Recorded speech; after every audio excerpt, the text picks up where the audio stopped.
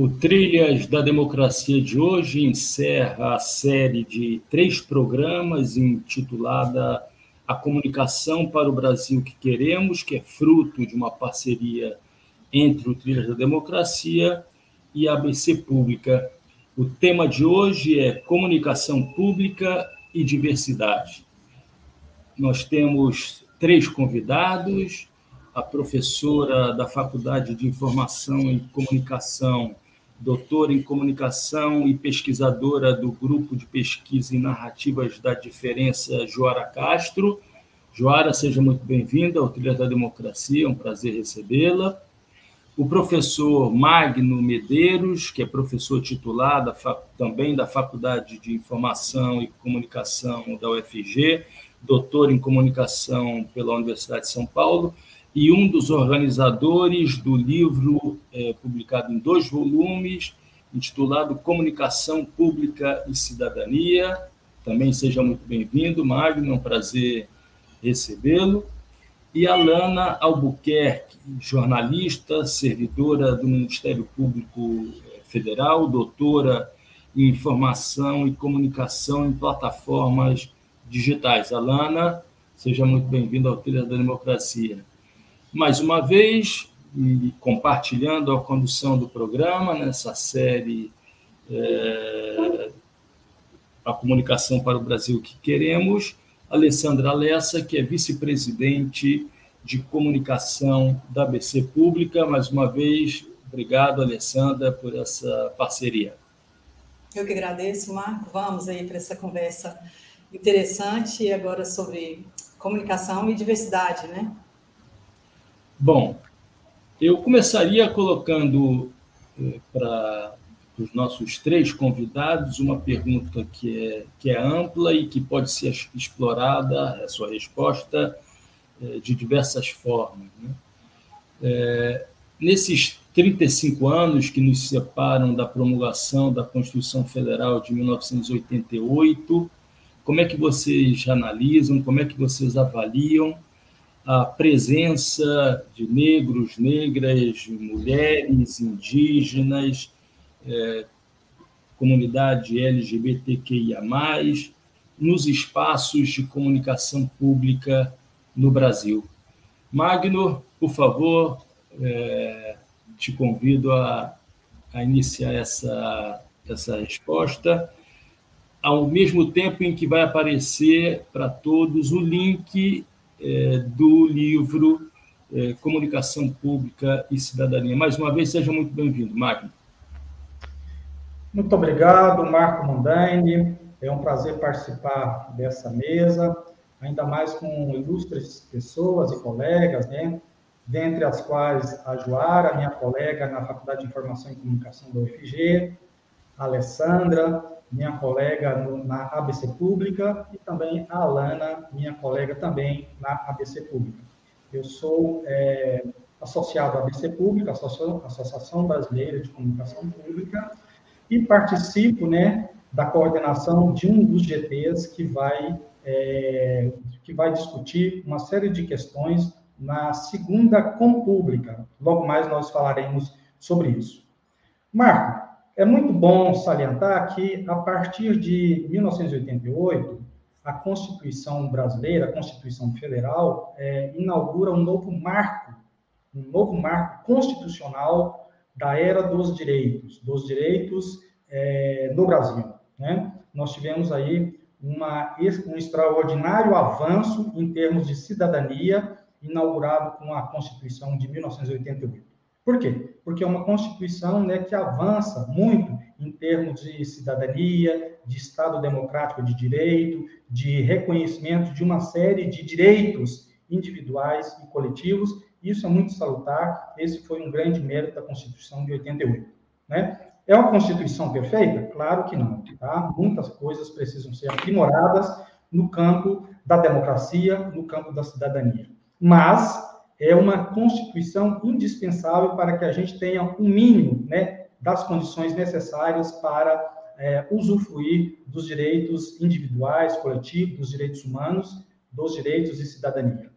O que a gente vem observando, Marco e demais colegas, é que nós tivemos avanços tímidos, destaque-se essa palavra. Nós tivemos avanços tímidos em termos de direitos, em termos de representatividade, em termos de inclusão social, a partir da Constituição de 88. Avançamos? Avançamos um pouco, mas não o suficiente, né? Ao contrário, eu poderia dizer até que o nível de avanço ainda é muito insatisfatório.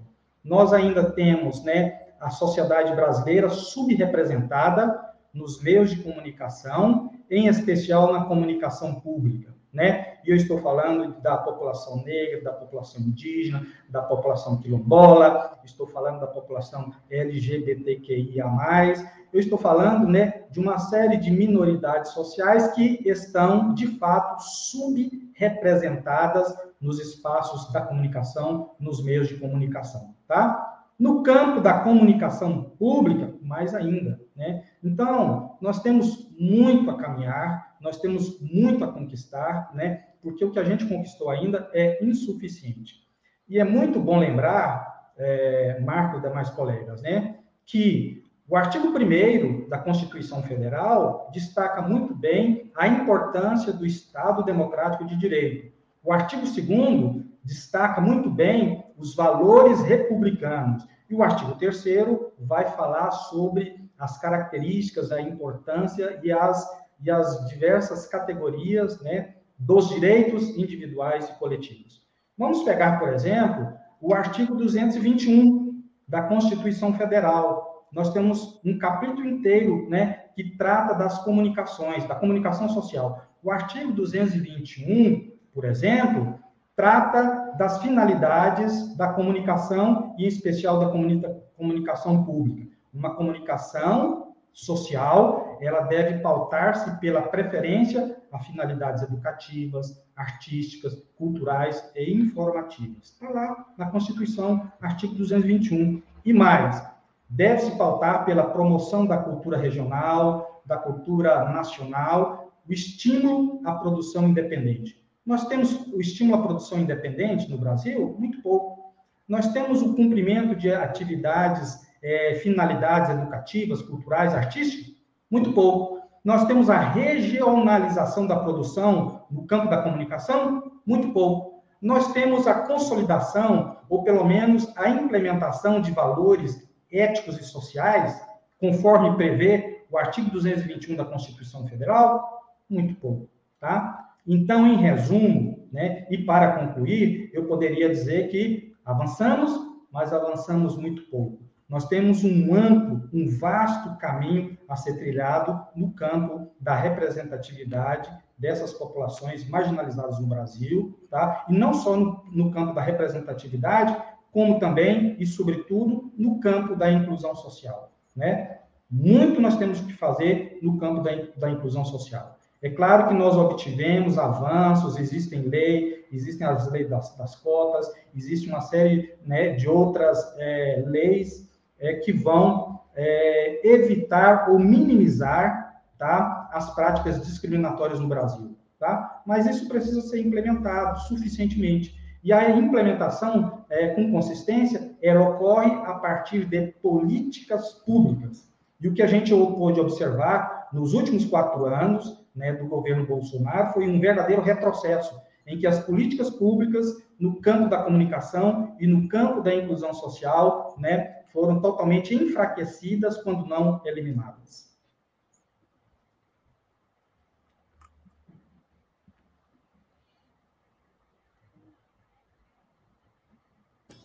Joara, avançamos, como disse Magno, avançamos muito pouco.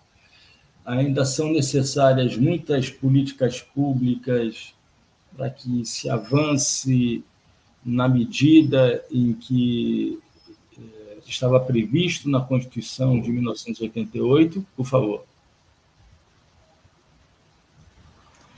Oi, pessoal. Primeiro, agradecer o convite. Muito bom estar aqui com vocês, com vários colegas e colegas muito especiais. Eu acho que pegando um pouco do que o professor Magno falou, eu vou desenvolver minha fala a partir de duas pessoas que eu acho interessantes para a gente trazer para esse debate, que é o Ney Lopes, que é um pesquisador, né, em comunicação e também em cultura negra. E ele fala uma frase muito interessante, que ele vê a presença dos negros e negras na mídia muito mais numa perspectiva de consumo do que, de fato, de representatividade. E aí eu acho que essa fala dele traz algumas nuances importantes, né? Principalmente quando a gente fala de comunicação pública, em que a gente não tem um interesse direto no lucro, enfim, não parte de uma perspectiva estritamente econômica, né? Como o professor Magno mesmo colocou, né? Então a gente tem a questão da cultura, do entretenimento, enfim, de outras perspectivas que são mais importantes do que o lucro, de fato, quando a gente fala de meios de comunicação que não são públicos. Então, eu acho que, obviamente, a gente caminhou bastante, pegando até as experiências das TVs públicas e universitárias, né? Tanto a TV UFG, que é algo que está mais próximo de mim, quanto a TV UFMA, por exemplo, que foi a universidade em que eu fiz a minha graduação. A gente vê que os corpos que estão ali em frente à TV são corpos diversos, né? Então, nós temos a presença de homens negros, mulheres negras, pessoas LGBTQIA+. Então, a gente tem essa diversidade que acaba não aparecendo tanto fora desse espaço. Então, é como se esse espaço ainda fosse bastante restrito, né?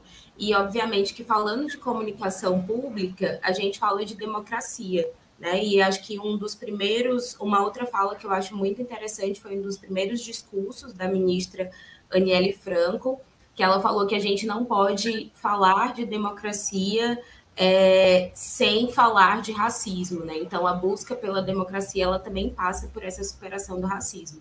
Então, eu acho que também, considerando a comunicação pública, a gente não pode falar de comunicação pública e cidadania sem que a gente faça enfrentamentos, né, nessas questões de diversidade.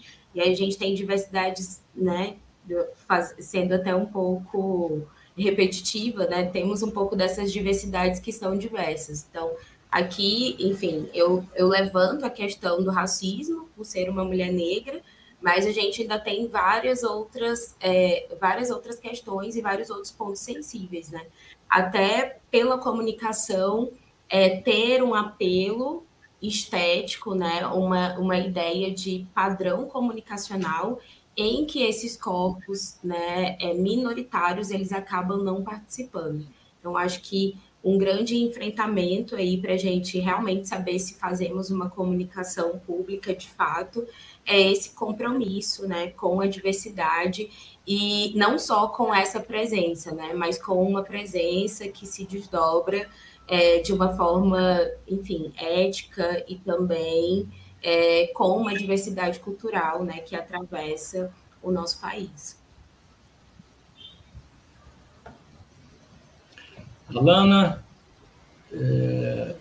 como voz do Ministério Público Federal, alguém que está dentro do Ministério Público Federal, o Ministério Público Federal, defensor da cidadania, como está previsto na Constituição de 88, tem aberto devido espaço à presença desses sujeitos que não costumavam aparecer nos meios de comunicação pública. Primeiro, gostaria de agradecer o convite, deixar meus cumprimentos aos colegas, a Alessandra, ao Magno, a Joara, a você, Marco, a todo mundo aí que vai estar que nos acompanha, enfim. Quem me dera puder falar em nome do MPF, vou me...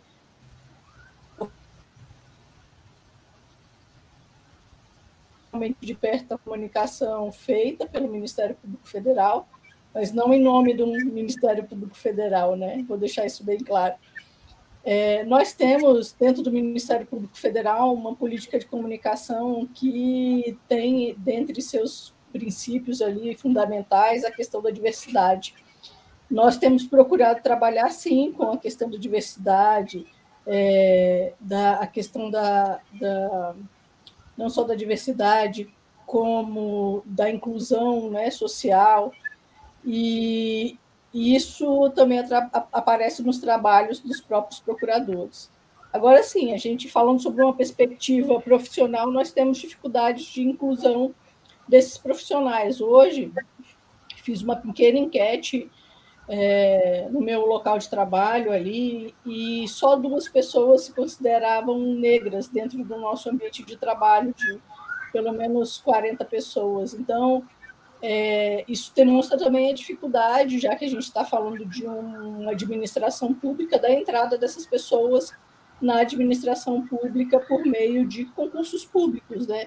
A diversidade racial, principalmente, impõe aí e nos mostra que há uma desigualdade social que a gente tem que estar atento e estar estimulando por meio de políticas afirmativas, como o professor Magno falou, e prevendo a entrada dessas pessoas também no nosso ambiente de trabalho. O problema é que a comunicação pública, vamos dizer assim, aí eu vou entrar numa outra perspectiva, está um pouco deixada de lado, né? Nos últimos 4 anos, a gente não teve concursos públicos, a gente não teve a entrada de profissionais novos, a gente teve aí uma mudança, e eu vou falar um pouquinho sobre inovação, né? A gente teve uma série de mudanças tecnológicas que nos impõem também a necessidade de pessoas que venham desse ambiente privado ou que tragam novos conhecimentos para que a gente possa estar aí aplicando. Hoje é muito mais fácil a gente estar comunicando por meio das redes sociais, o que nos facilita um pouco a vida, mas se a gente pensar aí que a gente utiliza muita coisa, às vezes, de um banco de imagens, e esse banco de imagens muitas vezes só tem pessoas brancas, né, quase em propagandas de margarina, ali, vídeos que a gente às vezes vai utilizar e que a gente não consegue encontrar essa diversidade, isso é um problema muito grande para a gente trabalhar realmente peças publicitárias ou peças que comuniquem essa diversidade. Então, há uma preocupação, sim, dentro do Ministério Público Federal, dentro da ABC Pública, principalmente, né? Eu posso falar aqui em nome da ABC, a gente tem essa preocupação em estar dando voz a todos aqueles que precisam, que são vulneráveis, mas a gente percebe, como o professor Magno, que há, sim,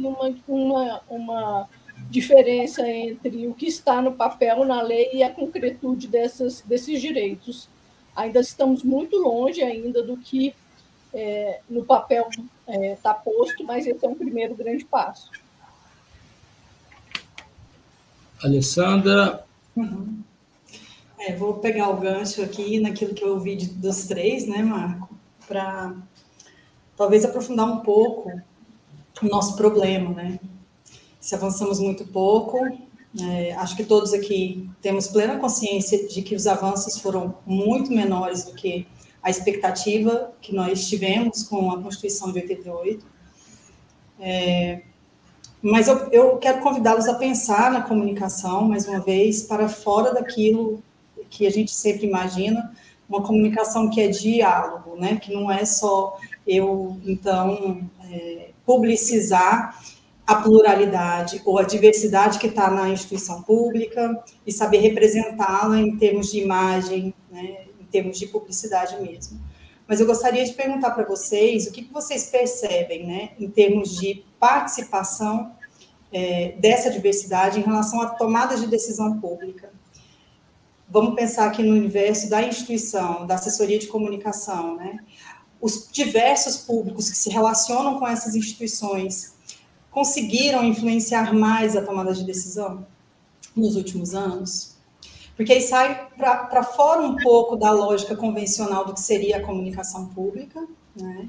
Aquela comunicação pública que noticia o fato, noticia o que foi decidido pela gestão pública, mas agora trazendo para o âmbito daquela comunicação pública que busca construir instrumentos de diálogo com o cidadão. Quem continua preferencialmente dialogando com o poder público?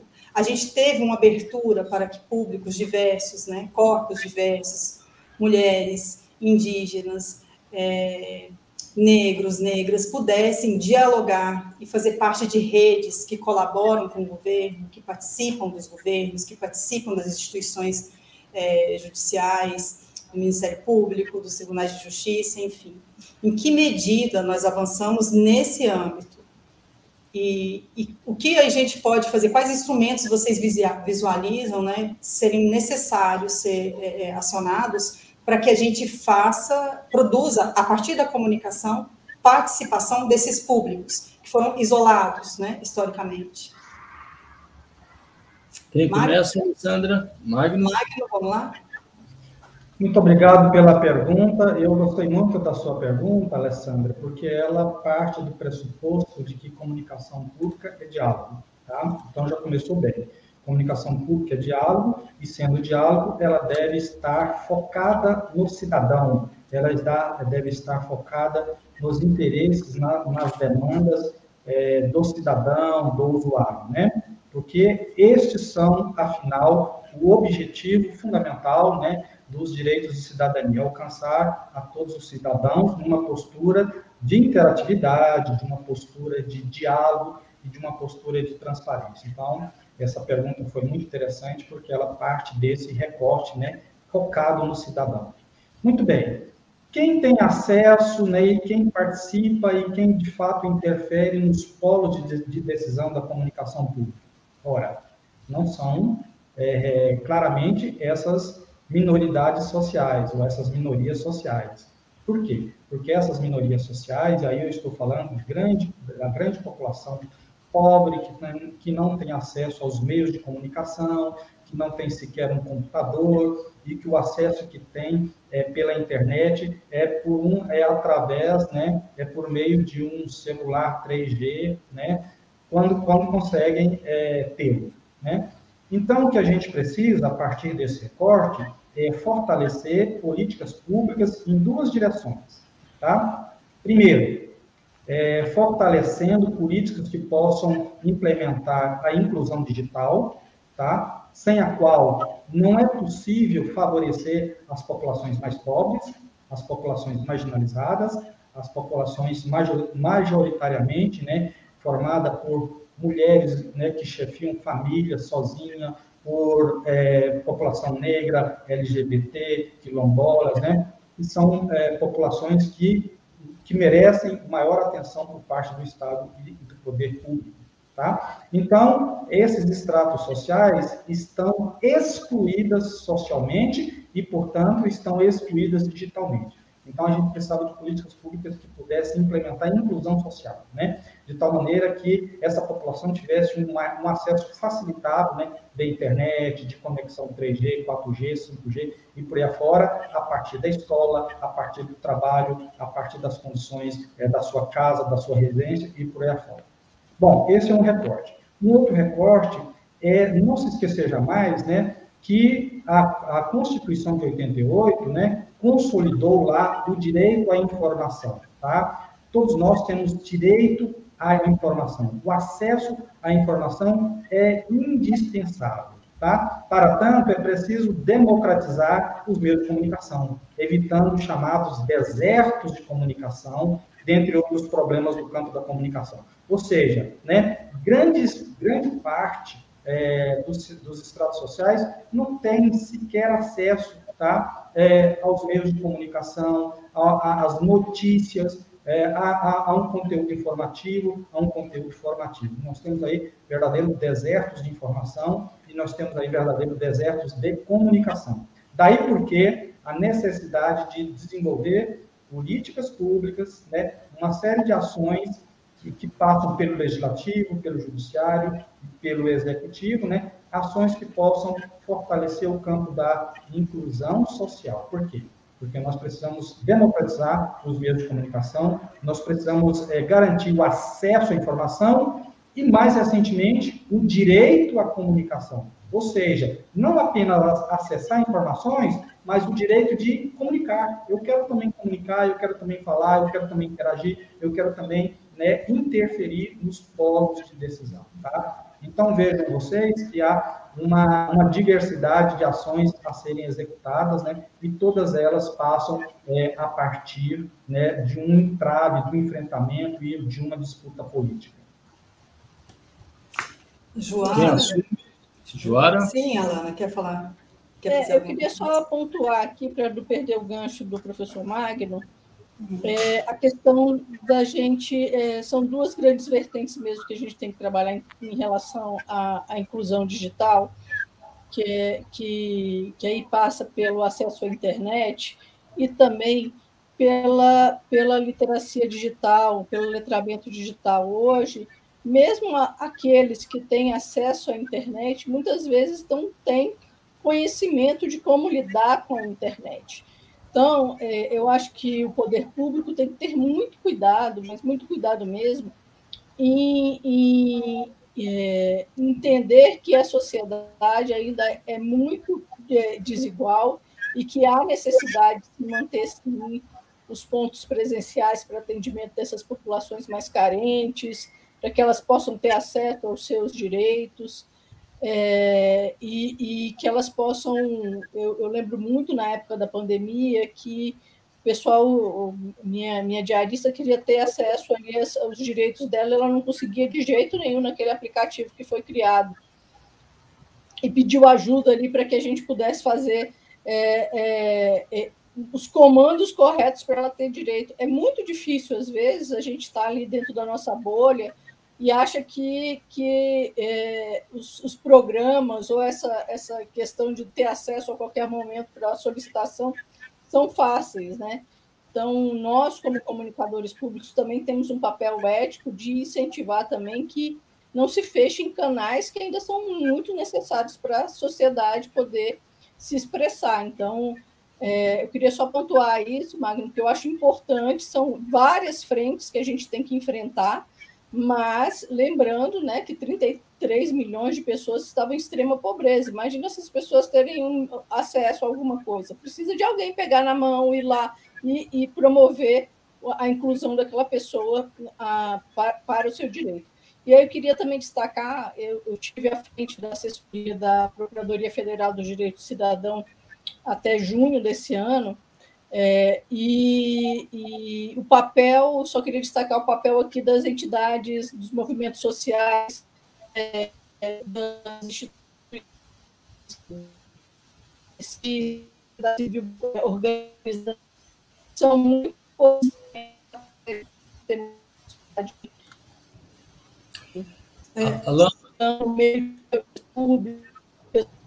Alana, a gente está com um problema.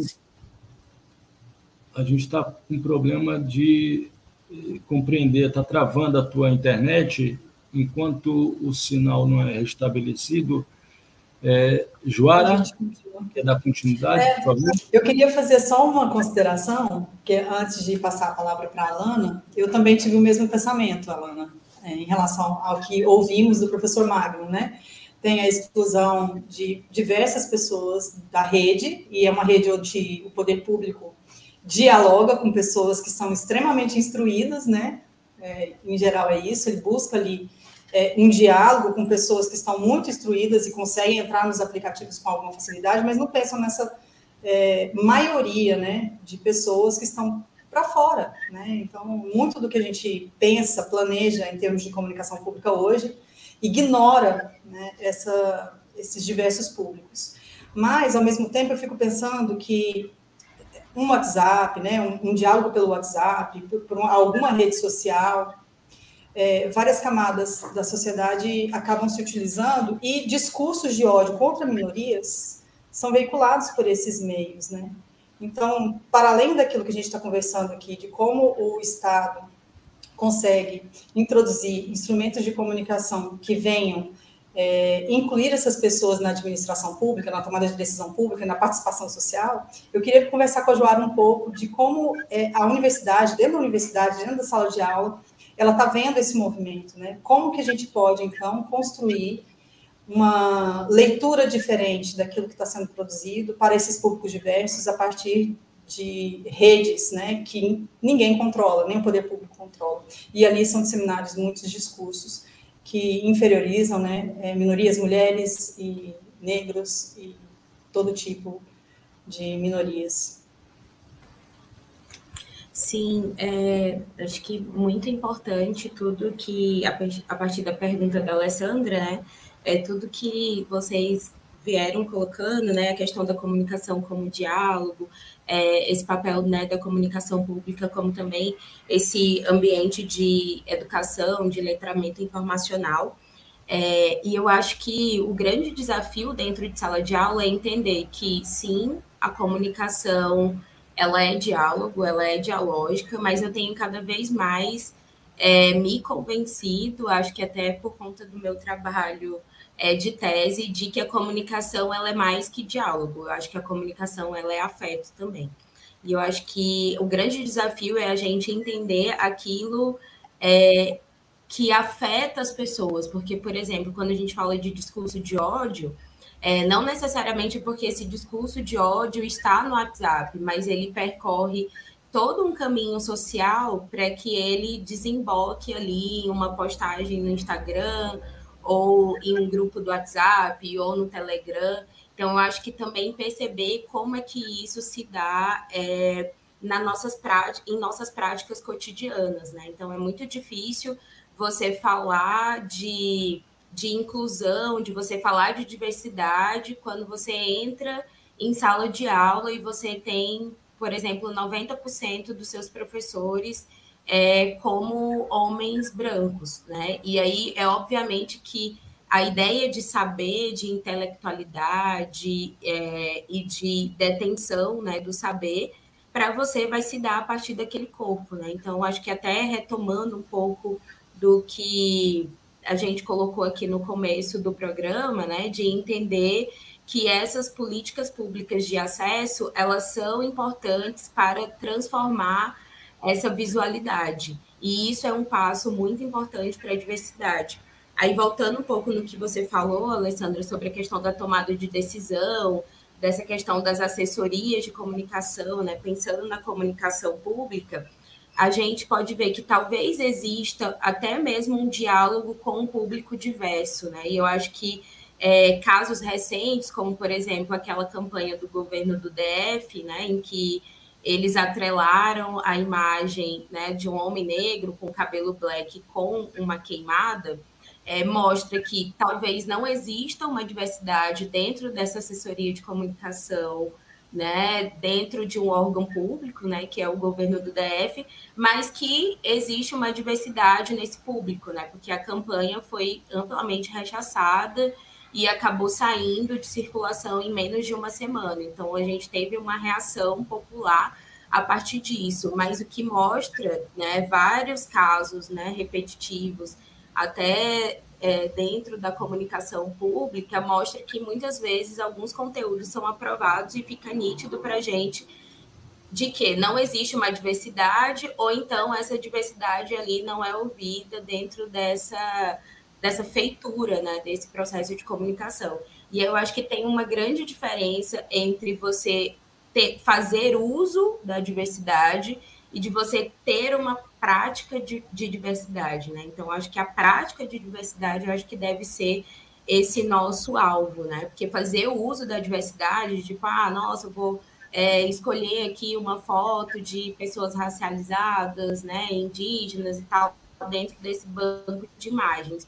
Ok, talvez você ali vai ter um conforto imagético, mas aquilo não tem diretamente a ver com uma prática de diversidade, né? Eu acho que o ambiente, retomando o que você me perguntou agora, sobre esse ambiente da sala de aula e estar dentro da universidade, é também você construir esse mundo possível, né? Essa comunicação possível e que diferente do que aquilo que a gente vem construindo ao longo dos anos, né? Então, acho que a universidade, ela tem abarcado uma grande diversidade. Hoje nós temos, principalmente dentro dos alunos, né, um corpo discente muito diverso, mas também pensar em se esse corpo diverso, por exemplo, vai conseguir terminar, né, a graduação, se eles vão ter auxílio estudantil, se eles vão poder realmente performar esse corpo que eles entram na universidade até o final. Então, se a universidade também vai ser esse espaço de deixar que essa diversidade flua, ou se a gente vai ser um espaço de tolimento, né, dessa diversidade e dessa coisa que daqui a algum tempo todo mundo, nesse decorrer de 4, 5 anos, que é, por exemplo, uma graduação em comunicação, se todos irão sair iguais, né, dentro desse processo. Então, eu acho que são muitas questões. Eu acho que hoje a comunicação pública ela deve ter esse compromisso ético, mas principalmente esse compromisso educacional de enfrentar, né, esse enfrentamento dos estereótipos, no sentido de você mostrar possibilidades diferentes do que a gente acaba determinando para alguns corpos, né, socialmente. Então, de você realmente conseguir construir uma contranarrativa, né, uma narrativa que, de fato, muitas vezes não foi contada, mas que pode ter a comunicação a partir desse afeto, né, desse diálogo, como uma possibilidade de você criar essas contranarrativas. Alessandra, me permita fazer uma nova rodada de resposta a partir de uma pergunta. Por favor, fiquem à vontade, inclusive, para questionar a minha premissa. Mas a ideia que eu tenho é que os governos progressistas no Brasil não conseguiram levar a termo a democratização do acesso à informação. Inclusive, fazendo uso da EBC. E, no fim das contas, a extrema-direita conseguiu fazer essa democratização do acesso à informação por meio da desinformação em massa, por meio da propagação em massa de mentiras, né, chamadas fake news, por meio do WhatsApp, por meio do YouTube, por meio do Google. E a pergunta que eu faço a vocês é isso no Brasil, mas a gente poderia também, né, falar de outros países em que isso aconteceu. A pergunta que eu faço a vocês é como travar essa dupla batalha, quer dizer, aquilo que era uma única batalha, o ideal de democratização do acesso à informação, democratização da comunicação, dos meios de comunicação, hoje se tornou uma dupla batalha, né?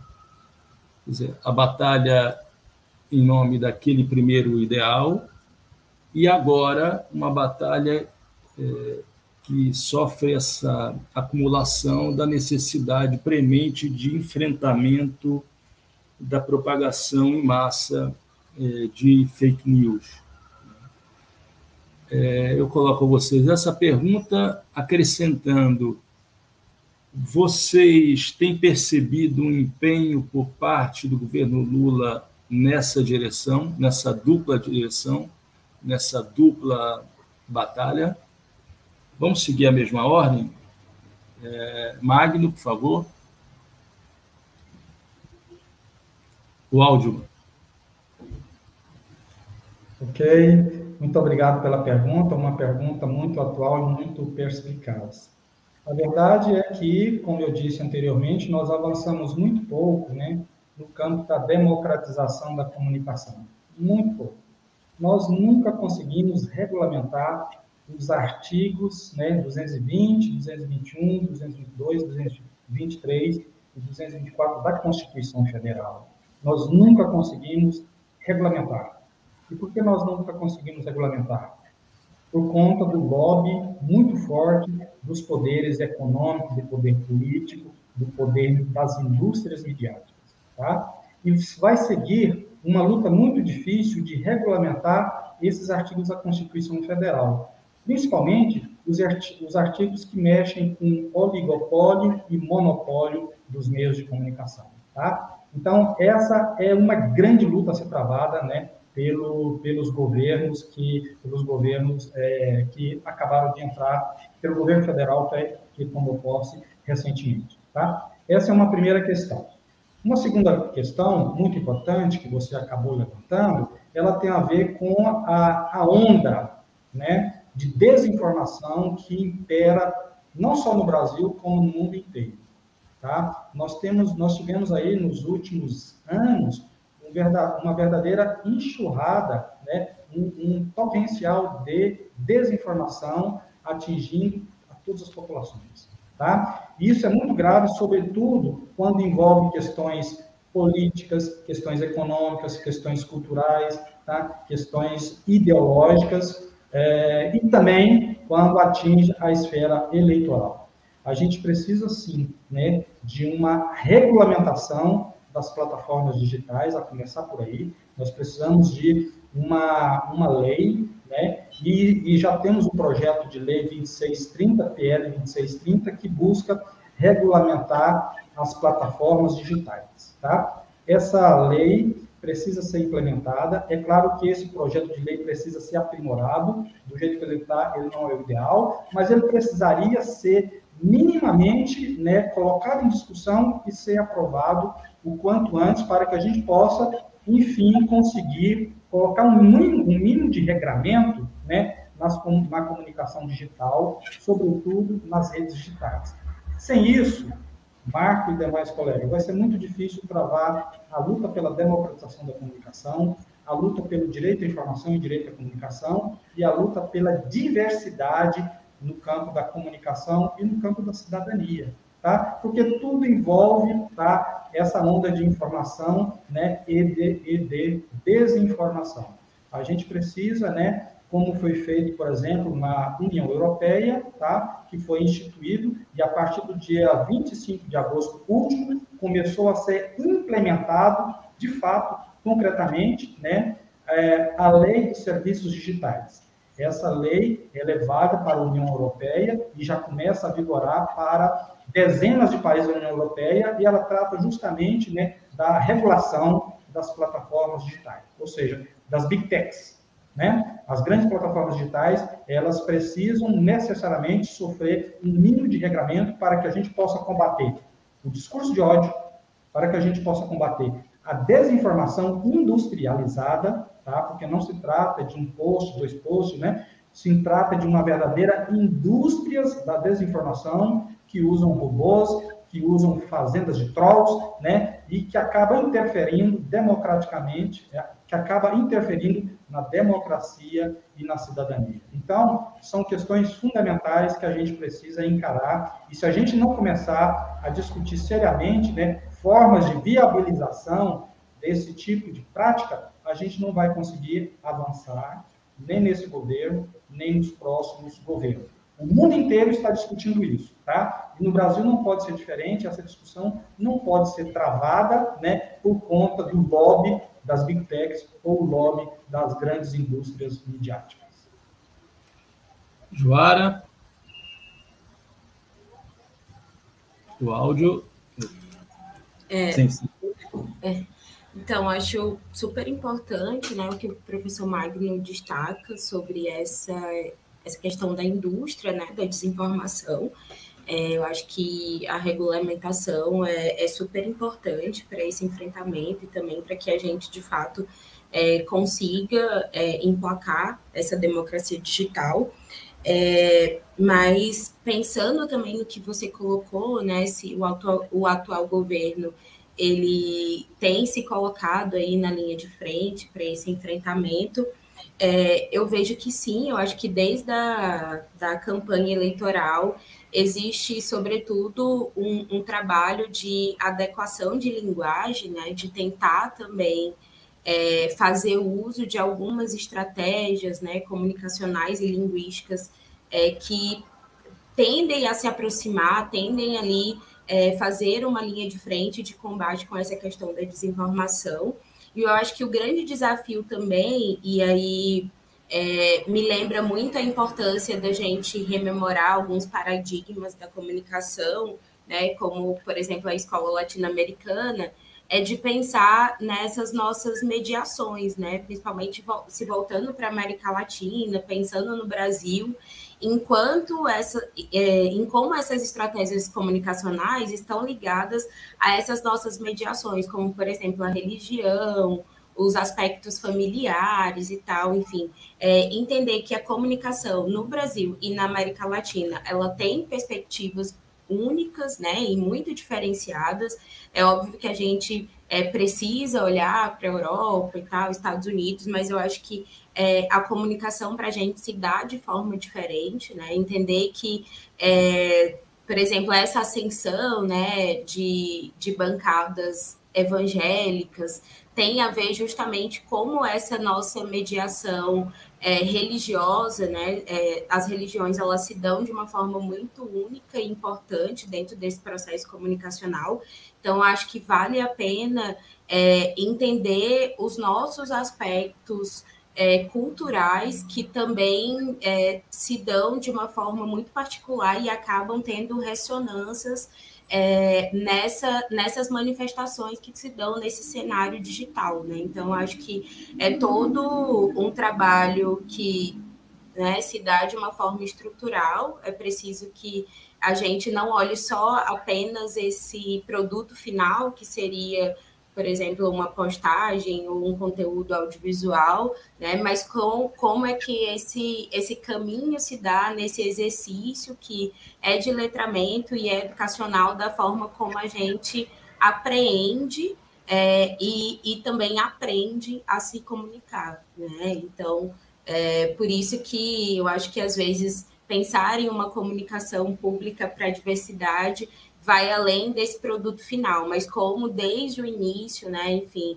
desde os nossos aspectos educacionais mais infantis lá, a gente tende a aprender o que é diversidade e tem essa primeira, como é que eu vou dizer, não, ter esse primeiro contato, né, com corpos que não são, né, iguais aos nossos. Eu acho que também vai um pouco nesse sentido. Alana? Eu queria só pontuar a importância, nessa discussão também, de algumas pautas que estão no Congresso, como o zero rating, que permitiria que os órgãos públicos pudessem encaminhar ali suas matérias pelos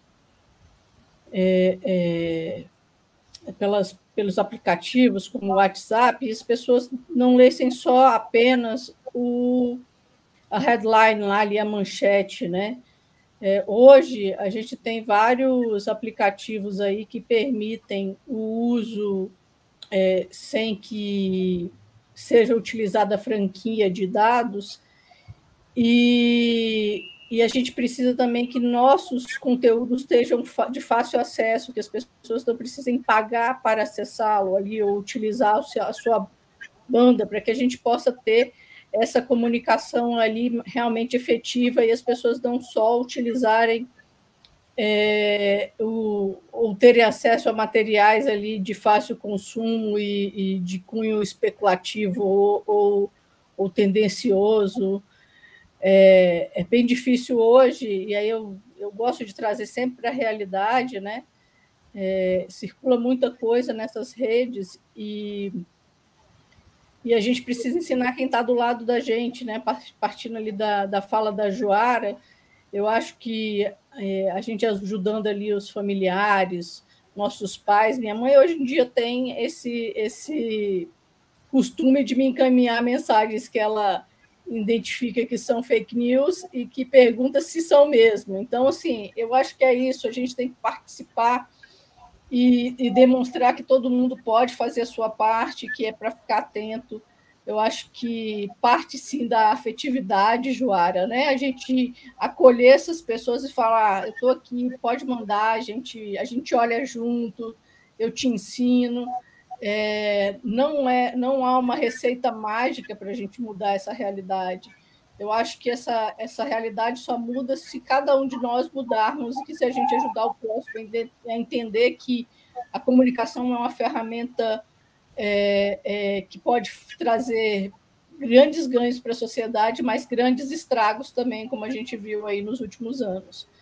Então, eu acho que a gente tem uma série de projetos de lei no Congresso que devem ser discutidos, como o que o Magno falou. Acho que isso é importante. Esse do Zero Rating também está no Congresso.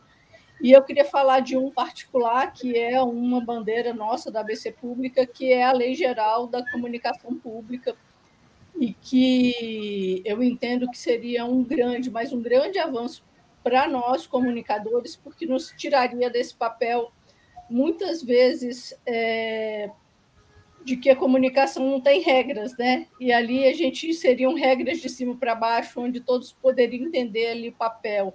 Hoje a gente trabalha muito ainda com a pessoalidade, às vezes os administradores públicos não entendem o papel realmente da comunicação pública, a gente sofre uma série de pressões pela falta de entendimento e de uma falta de um regramento que nos permita defender e ter ali algo que nos proteja, né, de uma certa maneira. Vimos aí na época da pandemia muitos profissionais de comunicação pública trabalhando para que não fossem divulgadas fake news, porque havia, sim, uma pressão ali grande de transmissões de mensagens que não eram adequadas para a sociedade, né? Principalmente ali na questão da vacina, do uso da máscara. A gente viu ali que várias notícias nos demonstraram que o servidor público tem um papel fundamental e o comunicador público também de segurar certas vontades que não estão alinhadas ali ao interesse público. Então, acho que a universidade, as escolas têm um papel fundamental e nós, da comunicação pública também, de disseminarmos essas informações sobre desigualdade, sobre acesso a canais, né, e serviços públicos nos quais as pessoas possam ali fazer suas reivindicações. Mas é isso também, Marco. Eu acho que a gente não pode, e vai um pouco na linha do que a Joara falou, não é só o digital, a gente tem que prezar pelo presencial também, pelo corpo a corpo, de estar junto com as pessoas, de trazer essa afetividade. Eu gostei muito dessa palavra, Joara, mas é isso, uma comunicação mais afetiva, né? Eu não sei se vocês são pouco, assim, alguns órgãos não utilizam nem a possibilidade da pessoa deixar ali um comentário sobre aquela notícia. Então, a gente ainda tem um diálogo, várias portas para se abrir ainda, para que realmente a gente possa fazer uma comunicação mais dialógica e efetiva. Eu acho que ainda falta muito ainda para a gente percorrer, mas de pouquinho em pouquinho a gente vai vencendo, e importante esses espaços para que a gente discuta isso. Então, agradeço bastante o convite novamente aqui, Marco. Bom, terá início, falta cerca de 6 minutos para a gente encerrar o programa, mas não poderia terminar essa série fazendo-se referência ao 2º Congresso Brasileiro de Comunicação Pública, Cidadania e Informação, que terá início no dia 16 de outubro, no campus da Universidade Federal do Rio Grande do Norte, em Natal. Então, eu pediria a você, inicialmente, Alessandra, que esclarecesse os mecanismos de realização de inscrição, para acompanhar, para apresentar trabalho, participar de GTs, grupos de trabalho, entre outras informações necessárias. E no momento em que você começar a falar, vai aparecer o link do Congresso, onde consta já a sua programação. Por favor, Alessandra. Tá. Primeiro, né, Marco, agradecer essa parceria fantástica que a gente desenvolveu nesses 3 episódios de A Comunicação que Queremos, né, para esse Brasil democrático. Sem esquecer o programa inicial. É o primeiro que deu o início de tudo. Origem 3, com a tua participação e a participação da professora Aline Sena, que é professora da UFRN.